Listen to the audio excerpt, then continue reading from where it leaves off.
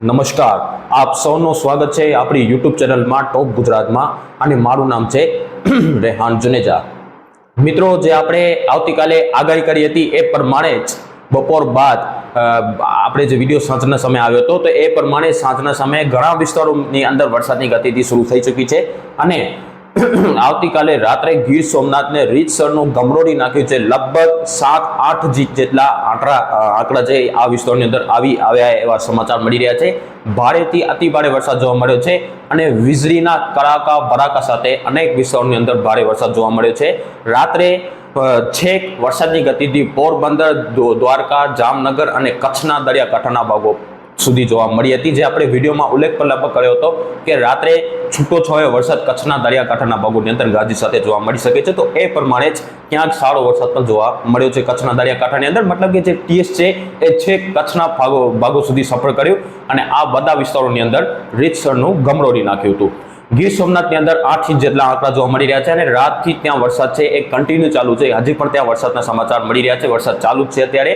તો આવતા 24 કલાક હજી પણ સૌરાષ્ટ્રના જે દરિયાકાંઠો છે ગીર સોમનાથથી લઈ અને જે દ્વારકા વચ્ચેનો જે દરિયાકાંઠાના ભાગો છે એમાં ભારે મધ્યમથી ભારે તો સીમિત વિસ્તારોની અંદર હજી પણ અતિ ભારે વરસાદ જોવા મળી શકે છે, જેમાં સૌથી વધારે પ્રભાવિત થઈ શકે છે એ વિસ્તાર છે એ છે પોરબંદર અને ગીર સોમનાથની અંદર ભારેથી અતિ ભારે વરસાદ જોવા મળી શકે છે અને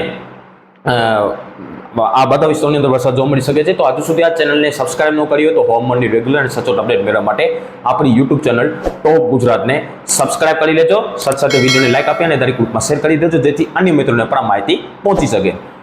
દક્ષિણ ગુજરાતથી આ વિડીયોની શરૂઆત કરીશું। તો દક્ષિણ ગુજરાતની અંદર હવે પહેલા કરતા વરસાદની ગતિમાં થોડોક ઘટાડો જોવા મળી શકે છે, પણ હજી પણ જે દરિયાકાંઠાના ભાગોની અંદર છૂટો છવાયો હળવો મધ્યમ વરસાદ જોવા મળી શકે છે। અત્યારે આ સિસ્ટમનું લોકેશન જાણીએ તો અત્યારે આ સિસ્ટમ ગીર સોમનાથ ઉના આસપાસ જોવા મળી રહી છે। અત્યારે સિસ્ટમ કમજોર પડી ડિપ્રેશનમાંથી અને અત્યારે આ સિસ્ટમ વેલ માર્ક લો પ્રેશર બની ચૂકી છે અને કદાચ હજી પણ આ સિસ્ટમ કમજોર પડી અને લો પ્રેશર બની શકે છે।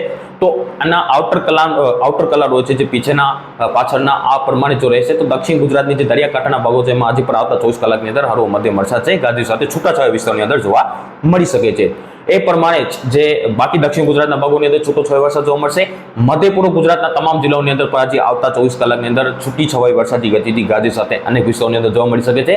પવન થોડોક વધુ જોવા મળી શકે છે, બાકી કોઈ ભારે વરસાદની શક્યતા મધ્ય પૂર્વ ગુજરાતના ભાગોમાં હાલ આપણે દેખાતી નથી। જ્યારે ઉત્તર ગુજરાતના ભાગો છે તેમાં પણ તમામ જિલ્લાઓની અંદર ગાજવી સાથે છૂટો છવાયો વરસાદ આવનારા 24 કલાકની અંદર હજી પણ જોવા મળી શકે છે, પણ પવનની સ્પીડ છે એ થોડીક નોર્મલ કરતાં વધુ જોવા મળી શકે છે અને વરસાદ છે એ છૂટા છવાયા વિસ્તારોની અંદર ગાજવી સાથે જોવા મળી શકે છે। તો એ પ્રમાણે ઉત્તર ગુજરાત, મધ્ય પૂર્વ ગુજરાતની અંદર જોવા મળી શકે છે। દક્ષિણ ગુજરાતમાં હજી પણ હળવો મધ્યમ વરસાદની શક્યતા જોવા મળી શકે છે। હવે સૌરાષ્ટ્રની વાત કરીએ તો સૌરાષ્ટ્રના મોટો સૌરાષ્ટ્ર છે, પહેલા પૂર્વ સૌરાષ્ટ્રની વાત કરીએ તો પૂર્વ સૌરાષ્ટ્રમાં ભાવનગર, અમરેલી, બોટાદ આ વિસ્તારો છે, 3 જિલ્લા છે, ત્યાં હજી આવનારા 24 કલાકની અંદર હળવો મધ્યમ વરસાદ જોવા મળી શકે છે ગાજવી સાથે। સીમિત વિસ્તારોની અંદર ભારે વરસાદ જોવા મળી શકે છે, પણ એવા વિસ્તારો ઓછા છે, હળવો મધ્યમ વરસાદવાળા વિસ્તારો છે વધુ જોવા મળી શકે છે। જ્યારે સુરેન્દ્રનગર, મોરબી આ વિસ્તારો છે જે ઉત્તર પૂર્વ સૌરાષ્ટ્રના વિસ્તારો છે ત્યાં પણ વરસાદ છે ગાજવી સાથે હળવો મધ્યમ વરસાદ જોવા મળી શકે છે છૂટાછવાયા વિસ્તારની અંદર। દક્ષિણ સૌરાષ્ટ્રમાં ગીર સોમનાથથી લઈ અને પોરબંદર વચ્ચે જે દરિયાકાંઠાના ભાગો છે એમાં હજી પણ ભારેથી અતિ ભારે વરસાદ જોવા મળી શકે છે, મધ્યમથી ભારે અને અમુક વિસ્તારોની અંદર અતિ ભારે વરસાદ જોવા મળી શકે છે। ત્યાં પણ આજે બપોર બાદ મોટા ટીએસ બનશે અને આ વિસ્તારોની અંદર ભારેથી અતિ ભારે વરસાદ જોવા મળી શકે છે અને આવનારા 24 કલાકની અંદર આ સિસ્ટમ એવું દેખાડે કે થોડીક સૌરાષ્ટ્રના અંદરના ભાગો પર આવી શકે છે। તો એ પ્રમાણે રહેશે તો આવનારા 24 કલાકની અંદર હવે દેવભૂમિ દ્વારકા, રાજકોટ અને જે જામનગર છે ત્યાં પણ વરસાદની ગતિમાં વધારો જોવા મળી શકે છે અને આજે જામનગર, રાજકોટ અને જે દ્વારકાના ભાગો છે ત્યાં પણ મધ્યમથી ભારે વરસાદ જોવા મળી શકે છે।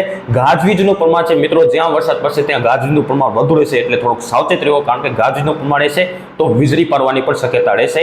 આવતીકાલે ગઈકાલે રાત્રે પણ ઘણા ભાગોની અંદર વીજળીના કડાકા ભડાકા સાથે વરસાદ જોવા મળે તો અમારે ત્યાં પણ મોડી રાત્રે વીજળીના કડાકા ભડાકા સાથે વરસાદ છે હળવો મધ્યમ તો કોઈ સમયે ભારે વરસાદ જોવા મળ્યો હતો। તો આ પ્રમાણે સૌરાષ્ટ્રના ભાગોની અંદર આ પ્રમાણે સિસ્ટમ અંદર આવશે તો જામનગર, દેવભૂમિ દ્વારકાની અંદર વરસાદની ગતિમાં વધારો જોવા મળી શકે છે અને ત્યાં પણ આજે હળવો મધ્યમથી ભારે વરસાદ જોવા મળી શકે છે, પણ સૌથી વધારે શક્યતા ગીર સોમનાથથી લઈને પોરબંદર, દ્વારકાના જે કાંઠો છે ત્યાં રહેવાની છે, ત્યાં ભારેથી સીમિત વિસ્તારોની અંદર અતિ ભારે વરસાદ જોવા મળી શકે છે, એટલે સાવચેત રહેવો અને ગાજવીજનું પ્રમાણ છે એ પણ વધુ જોવા મળે એવી શક્યતા હાલ આપણે માની રહ્યા છે। હવે કચ્છની વાત કરીએ તો કચ્છના જે દરિયાકાંઠાના ભાગો છે એમાં વરસાદ છે કદાચ છેલ્લે પણ લાભ આપી શકે છે. છેલ્લે પશ્ચિમ સૌરાષ્ટ્ર અને કચ્છના ભાગોને સિસ્ટમ લાભ આપે એવી શક્યતા લાગી રહી છે. તો હવે કચ્છના દરિયાકાંઠાના ભાગોની અંદર પણ આજે મધ્યમથી ભારે વરસાદની શક્યતા છે, જેમાં માંડવી, મુદ્રા આસપાસ વધુ શક્યતા રહેશે. ગાંધીધામ આસપાસ ત્યાં મધ્યમથી ભારે વરસાદ જોવા મળી શકે છે ગાજવીજ સાથે બપોર બાદની સમયમાં, આજે સવારથી લઈ અને રાતના સમયગાળા દરમિયાન. ઉત્તર કચ્છના ભાગોની અંદર પણ છૂટો છવાયો વરસાદ છે અમુક વિસ્તારોની અંદર જોવા મળી શકે છે. બાકી કોઈ ભારે વરસાદની શક્યતા ઉત્તર કચ્છમાં નથી લાગતી. ગાજવીજનું પ્રમાણ છે ઉત્તર કચ્છ સુધી જોવા મળી શકે છે આજે. અને જે કચ્છના જે દરિયાકાંઠાના ભાગો છે એમાં વધુ શક્યતા રહેશે અને ત્યાં ગાજવીજ સાથે હળવો મધ્યમ વરસાદ છે એ જોવા મળે એવી શક્યતા આપણે લાગી રહી છે. તો આ પ્રમાણે આખા ગુજરાતની અંદર વરસાદની ગતિ આવનારી 24 કલાકની અંદર રહેવાની છે. હજી પણ દક્ષિણ પશ્ચિમ સૌરાષ્ટ્રના વિસ્તારોની અંદર આવતા 24 કલાકની અંદર ભારેથી અતિભારે વરસાદ જોવા મળી શકે છે. અને આવનારી 24 કલાકની અંદર કચ્છના દરિયાકાંઠાની અંદર પણ ખૂબ સારી શક્યતા જોવા મળી રહી છે. આ વરસાદ છે ચોમાસું વિદાય લઈ લીધે એ પ્રમાણે જોઈએ તો આ વરસાદ છે માવઠામાં ગણાય, પરંતુ આવતીકાલ સુધી જે વરસાદ પડશે એ ચોમાસામાં જ ગણવામાં આવશે. 30 તારીખ સુધી પણ ચોમાસાએ વિદાય લઈ લીધે એ પ્રમાણે વરસાદ પડશે તો માવઠામાં જ ગણવામાં આવશે.